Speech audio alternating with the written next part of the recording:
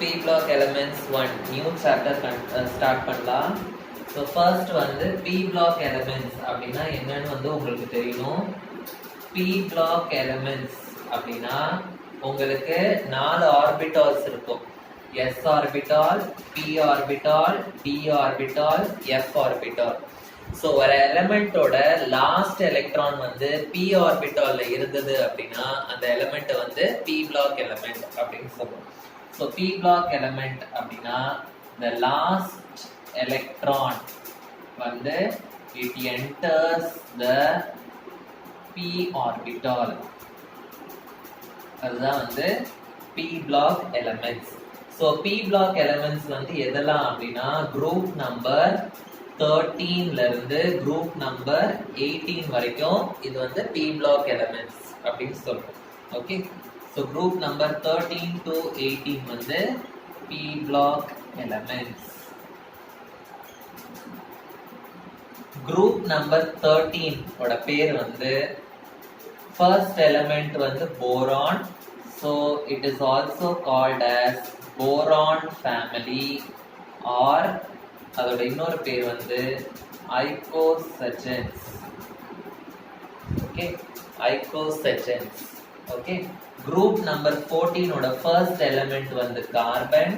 So அது வந்து carbon family or it is called டெட்ராஜென்ஸ்.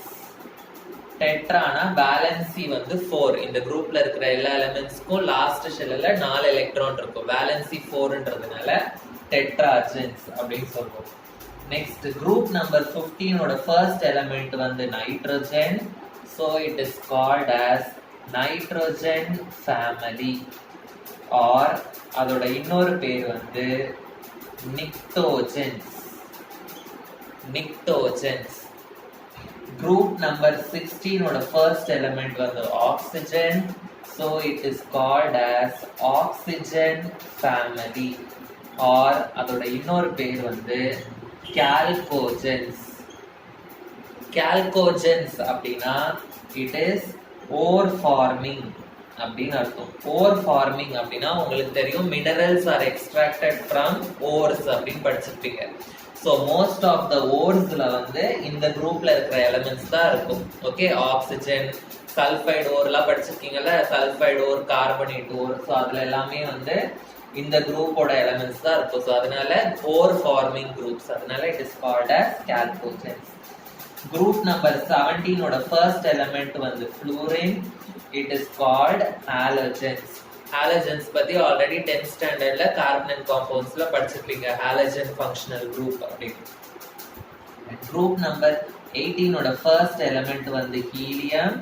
இது வந்து இந்த குரூப்போட பேர் வந்து இன்னர்ட் கேசஸ் அப்படி இல்லைன்னா நோபல் கேசஸ் அப்படின்னு சொல்லுவோம்.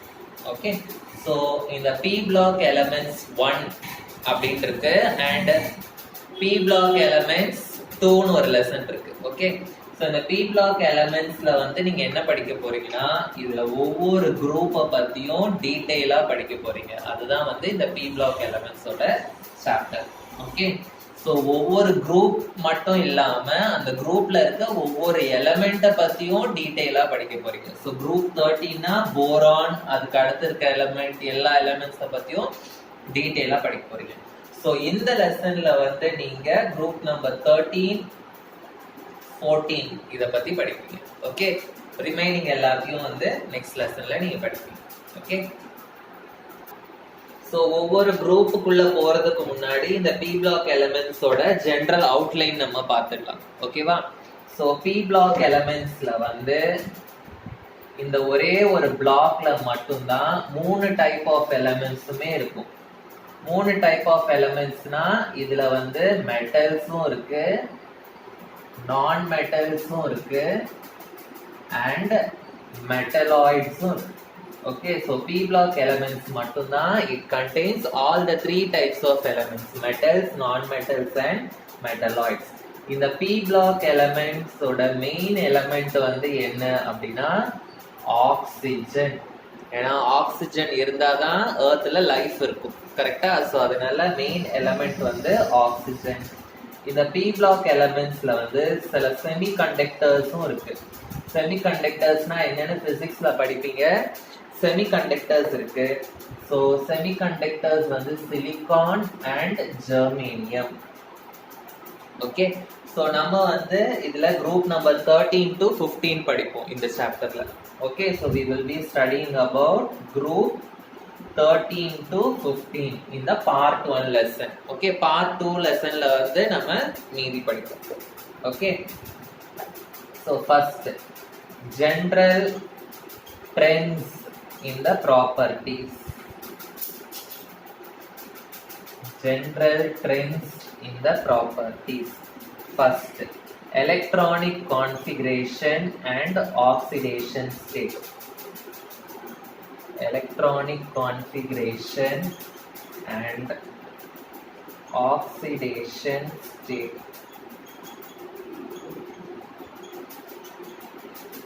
P block elements ஓட general electronic configuration என்ன அப்படின்னா, so general electronic configuration வந்து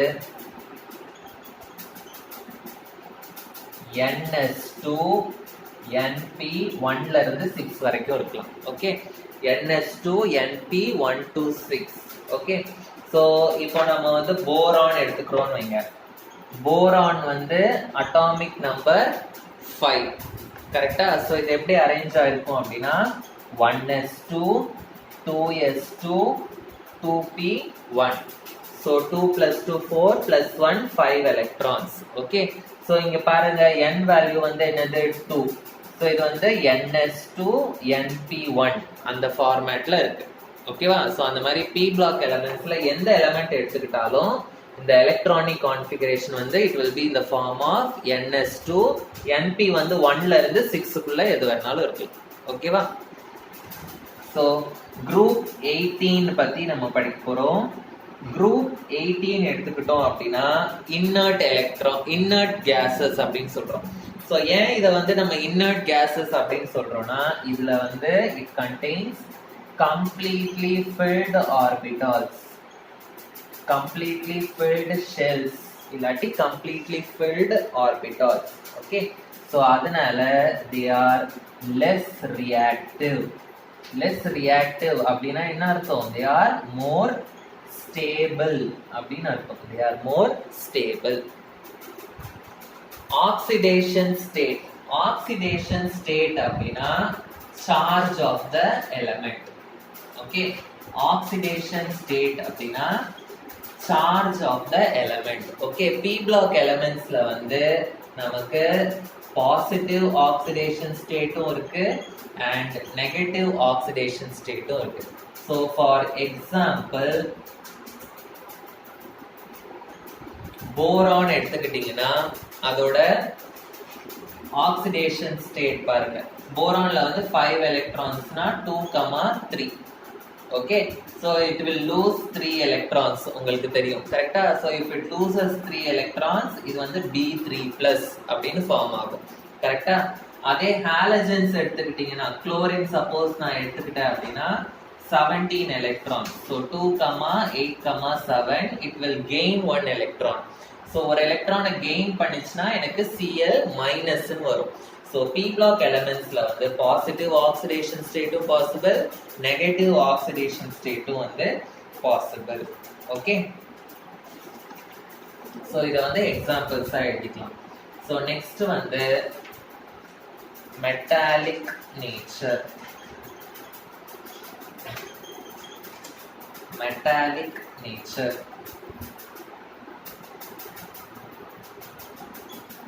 ஸோ எப்போ வந்து ஒரு எலமெண்ட்டை நம்ம வந்து மெட்டல்னு சொல்லுவோம்? ஸோ எலமெண்ட் வந்து இஸ் அ மெட்டல் அப்படின்னு எப்போ சொல்லுவோம் அப்படின்னா, if it loses electrons. If it loses electrons. So metals வந்து எப்பவுமே it will lose electrons. So எலக்ட்ரான்ஸை லூஸ் பண்ணுனா என்ன சார்ஜ் அதுக்கு கிடைக்கும்? It gains a positive charge. it gains a positive charge. so p block elementsல இருக்கிற மெட்டல்ஸ் எல்லாத்தையும் நம்ம வந்து பாசிட்டிவ் சார்ஜ் கெயின் பண்றதுனால நம்ம என்னன்னு சொல்லலாம்? they are all electropositive in nature. இதெல்லாம் ஆல்ரெடி லோவர் கிளாஸஸ்ல படிச்சிருக்கீங்க. Okay, they are electropositive in nature. Okay, so இந்த electropositive character வந்து it depends upon ionization energy. It depends upon ionization energy. Ionization energy அப்படின்னா நீங்க வந்து 11th ஸ்டாண்டர்ட்ல படிச்சிருக்கீங்க already. Ionization energy அப்படின்னா the energy which is required to remove an electron. Energy which is required to remove an electron. இப்போ ஒரு substance இருக்கு, ஒரு எலிமெண்ட் இருக்கு A அப்படின்ற ஒரு எலிமெண்ட் இருக்கு, B அப்படின்ற ஒரு எலிமெண்ட் இருக்கு. ஓகே, சோ Aல இருந்தும் நான் வந்து எலக்ட்ரானை ரிமூவ் பண்ண போறேன், Bல இருந்தும் நான் வந்து எலக்ட்ரானை ரிமூவ் பண்ண போறேன். சோ எலக்ட்ரானை ரிமூவ் பண்றதுக்கு நான் என்ன பண்ணணும்? I should give ionization energy. கரெக்ட்டா? சோ ionization energy கொடுத்தாதான் எலக்ட்ரான் வந்து ரிமூவ் ஆகும். கரெக்ட்டா? சோ இந்த எலிமெண்ட்ல வந்து A வந்து எனக்கு ஈஸியா எலக்ட்ரானை வந்து ரிமூவ் பண்ண முடியும். Aல வந்து it is easy to remove the electron. Bல வந்து கொஞ்சம் difficult to remove the electron. ஈஸியா எலக்ட்ரானை ரிமூவ் பண்ண முடியும் அப்படின்னா என்ன அர்த்தம்? எனக்கு கம்மியான எனர்ஜி கொடுத்தா போதும். கரெக்டா? சோ ஈஸியா ரிமூவ் பண்ண முடியும் அப்படின்னா எனக்கு அயனைசேஷன் எனர்ஜி வந்து இங்க கம்மியா தான் தேவைப்படும். சோ கம்மியான எனர்ஜி கொடுத்தாலே என்னால ஈஸியா வந்து எலக்ட்ரானை ரிமூவ் பண்ண முடியும். சோ Bல இருந்து எலக்ட்ரானை ரிமூவ் பண்றது டிஃபிகல்ட் அப்படின்னா அப்போ நான் வந்து என்ன பண்ணணும்? நிறைய எனர்ஜி கொடுக்கணும், அப்பதான் என்னால அதை ரிமூவ் பண்ண முடியும். சோ இங்க வந்து எனக்கு நிறைய அயனைசேஷன் எனர்ஜி தேவை. சோ எது ஈஸியா ரிமூவ் ஆக முடியும்? Aல ஈஸியா என்னால ரிமூவ் பண்ண முடியும், Bல வந்து கொஞ்சம் ரிமூவ் பண்றது கஷ்டம். சோ அயனைசேஷன் எனர்ஜி வந்து ஈஸியா ரிமூவ் பண்ண முடிஞ்சதுன்னா கம்மியான எனர்ஜி கொடுத்தா போதும், கஷ்டமா இருந்ததுன்னா நிறைய எனர்ஜி கொடுக்கணும் ரிமூவ் பண்றதுக்கு. சோ இப்போ இதுல எது ஈஸியா பாசிட்டிவா மாறும்? A தான் வந்து ஈஸியா பாசிட்டிவா மாறும். கரெக்டா? ஏன்னா அதுல இருந்து தான் எலக்ட்ரானை ரிமூவ் பண்றது ஈஸி. சோ அது வந்து ஈஸியா பாசிட்டிவ் சார்ஜ் வந்துரும். சோ A வந்து it is more electro positive. B வந்து it is less electro positive. Okay, so இதுல இருந்து என்ன தெரியுது? Electro positive character depends upon the ionisation energy. அப்படின்னா அயனைசேஷன் எனர்ஜி கம்மியா இருந்ததுன்னா அதோட எலக்ட்ரோ பாசிட்டிவ் கேரக்டர் வந்து அதிகமா இருக்கும். அயனைசேஷன் எனர்ஜி அதிகமா இருந்ததுன்னா அதோட எலக்ட்ரோ பாசிட்டிவ் கேரக்டர் வந்து கம்மியா இருக்கும். சோ அதுதான் வந்து சொல்றாங்க. சோ மெட்டாலிக் நேச்சர்னா எலக்ட்ரோ பாசிட்டிவ் நேச்சர்னு அர்த்தம். It depends upon the ionisation energy. புரிஞ்சுதா?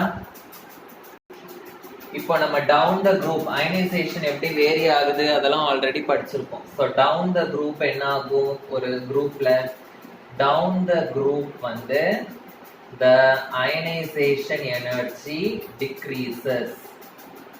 அயனைசேஷன் எனர்ஜி வந்து டிக்ரீசஸ். ஸோ அதாவது ஒரு குரூப்னா என்னது? காலம். ஒரு காலம் எடுத்துக்கிட்டோம் அப்படின்னா மேல இருக்க எலிமெண்ட்ஸ்க்கெல்லாம் அயனைசேஷன் எனர்ஜி அதிகமா இருக்கும், கீழே இருக்க எலிமெண்ட்ஸ்க்கெல்லாம் அயனைசேஷன் எனர்ஜி வந்து கம்மியா இருக்கும். ஓகேவா? ஸோ அதனால குரூப்ல வந்து அயனைசேஷன் எனர்ஜி அதிகமால இருந்து கம்மியாகுது. So it decreases down the group. So ionization energy கம்மியாகுதுன்னா என்ன அர்த்தம்? எலக்ட்ரோ பாசிட்டிவ் கேரக்டர் வந்து அதிகமாகுதுன்னு அர்த்தம். ஸோ அயனைசேஷன் எனர்ஜி டிக்ரீசஸ் அப்படின்னா எலக்ட்ரோ பாசிட்டிவ் நேச்சர் வந்து increases. Electropositive nature increases அப்படின்னா மெட்டாலிக் நேச்சரும் வந்து increases. So down the group வந்து மெட்டாலிக் கேரக்டர் வந்து increases. So down the group வந்து மெட்டாலிக் நேச்சர் இன்க்ரீசஸ் அப்படின்னா அப்போ பீரியட்ல எப்படி இருக்கும்? பீரியட்ல வந்து மெட்டாலிக் நேச்சர் வந்து டிக்ரீசஸ். மெட்டாலிக் நேச்சர் வந்து decreases in the period. Okay, so next elements, sorry, எலமெண்ட்ஸ்ல குரூப் நம்பர் 13 to 18 இதுதான் வந்து p block elements கரெக்டா. ஸோ இதுல மெட்டல்ஸ் வந்து எந்த இடத்துல இருக்கும், நான் மெட்டல்ஸ் வந்து எந்த இடத்துல இருக்கும் அப்படின்னா, ஸோ இது வந்து ஒரு டேபிள் இப்படி இருக்கு அப்படின்னா மெட்டல்ஸ் வந்து இந்த சைடு ஃபுல்லா மெட்டல்ஸா இருக்கும். ஓகே, ஸோ இந்த சைடு ஃபுல்லா எப்படி இருக்கும்னா நான் மெட்டல்ஸா இருக்கும் கரெக்டா. ஸோ மெட்டல்ஸ் வந்து it will occupy the left side of the p block table. Non metals வந்து it will occupy the right side of the p block table.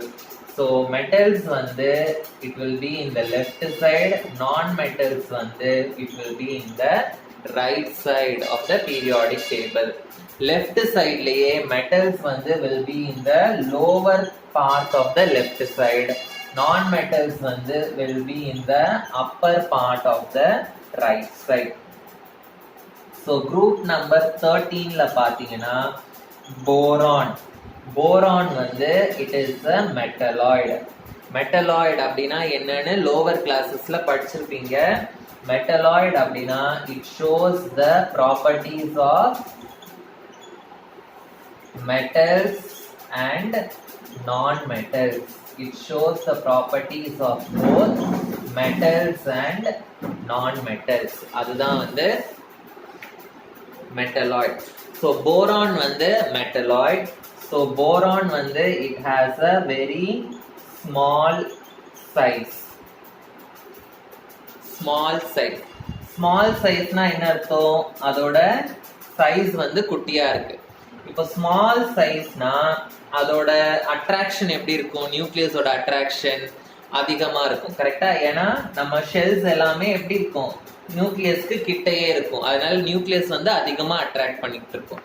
So நியூக்ளியஸோட attraction வந்து போரான்ல அதிகமா இருக்கும். நியூக்ளியஸோட அட்ராக்ஷன் சொல்றதுக்கு பதிலா நம்ம என்ன டேர்ம் யூஸ் பண்ணுவோம் அப்படின்னா எஃபெக்டிவ் நியூக்ளியர் சார்ஜ் அப்படின்ற டேர்ம் வந்து யூஸ் பண்ணுவோம். ஸோ எஃபெக்டிவ் நியூக்ளியர் சார்ஜ் வந்து இஸ் மோர். ஓகே, ஸோ இந்த பாயிண்ட் நான் எதுக்கு சொல்றேன் அப்படின்னா எந்தெந்த எலமெண்ட்ஸ்லாம் p blockல வந்து சைஸ் கம்மியா இருக்கோ அந்த எலமெண்ட்ஸ்க்கெல்லாம் வந்து நியூக்ளியர் சார்ஜ், நியூக்ளியஸோட அட்ராக்ஷன் வந்து அதிகமா இருக்கும். ஓகேவா. Group number 14. குரூப் நம்பர் 14ல வந்து கார்பன் வந்து இஸ் a நான் மெட்டல், சிலிகான் அண்ட் ஜெர்மேனியம் வந்து அதுல மெட்டலாய்ட்ஸ். ஓகேவா. ஸோ மீதி இருக்கிறது எல்லாமே வந்து மெட்டல்ஸ் அதுல. ஓகே, ஸோ அதே மாதிரி குரூப் நம்பர் 15ல வந்து நைட்ரோஜன் அண்ட் பாஸ்பரஸ் வந்து non metals. Okay, and arsenic and SB. ஆர்சனிக்னா AS, எஸ்பினா antimony. Okay, antimony. Okay, so இது எல்லாமே வந்து மெட்டலாய்ட்ஸ். ஓகே, ஸோ ஸ்பெல்லிங் தெரியலனா எழுதிக்கோங்க. ஆர்சனிக், எஸ்பினா ஆன்டிமனி, இதெல்லாமே வந்து மெட்டலாய்ட்ஸ். ஓகே, குரூப் நம்பர் 16ல வந்து ஆக்சிஜன், சல்ஃபர், செலீனியம் இது எல்லாமே வந்து நான் மெட்டல்ஸ். ஓகே, டெலூரியம் வந்து மெட்டலாய்டு. ஸோ நம்ம இந்த எல்லா எலமெண்ட்ஸை பத்தியும் டீடைல்டா படிக்க போறோம். ஓகே, டெலூரியம் வந்து metalloid. Group number 17 and group number 18 வந்து டோட்டலா அது வந்து நான் மெட்டல்ஸ் மட்டும் தான் இருக்கு. ஓகே, ஸோ இதுதான் வந்து metallic nature. So third trend வந்து ionization enthalpy. Ionization enthalpy. Ionization என்தால்பினா என்னன்னு இப்பதான் கொஞ்ச நேரத்துக்கு முன்னாடி சொன்னேன். It is the energy required to remove an electron. It is an energy required to remove an electron from the outermost shell. Okay, so groupல எப்படி என்ன ஆகும் அப்படின்றதும் நான் சொன்னேன். அங்க அயனைசேஷன் எனர்ஜி வந்து decreases down the group. ஏன் அது வந்து குரூப்ல டிக்ரீஸ் ஆகுது அப்படின்னா குரூப்ல போக போக சைஸ் வந்து பெருசாயிட்டே இருக்கும். ஓகே, அதனால நியூக்ளியஸோட அட்ராக்ஷன் கம்மி ஆயிட்டே இருக்கும். அதனால அயனைசேஷன் எனர்ஜியும் வந்து கம்மியாகும். So it decreases down the group. ஏன்னா அட்டாமிக் சைஸ் வந்து increases down the group. Okay, atomic size வந்து இன்க்ரீஸ் ஆயிட்டே போறதுனால நியூக்ளியஸோட அட்ராக்ஷன் வந்து நியூக்ளியஸ் சைஸ் அதிகமாயிட்டே போச்சுன்னா நியூக்ளியஸ்க்கும் அவுட்டர் மோஸ்ட் ஷெல்லுக்கும் இருக்கிற அட்ராக்ஷன் வந்து கம்மி ஆயிடும். ஸோ நம்மளால இந்த எலக்ட்ரானை ஈஸியா ரிமூவ் பண்ண முடியும். ஸோ அதனால தான் அயனைசேஷன் எனர்ஜி வந்து கம்மியா கொடுத்தா போதும். Okay, so atomic size decrease ஆகுறதுனால the effective nuclear charge வந்து decreases. effective nuclear charge வந்து decreases. okay, so next suppose இப்போ நம்ம வந்து group number 13 எடுத்துக்கிட்டோம் அப்படின்னா, நான் சொன்ன மாதிரி group 13 மட்டும் ஃபர்ஸ்ட் நம்ம கன்சிடர் பண்ணிக்கிட்டோம் அப்படின்னா, group 13ல இருக்கிற எலிமெண்ட்ஸ் என்னன்னு நீங்க பீரியாடிக் டேபிள்ல பாத்தீங்கன்னா boron, aluminium, gallium, IN, TL. IN அப்படின்னா இண்டியம், ஓகே, டிஎல்னா தாலியம்.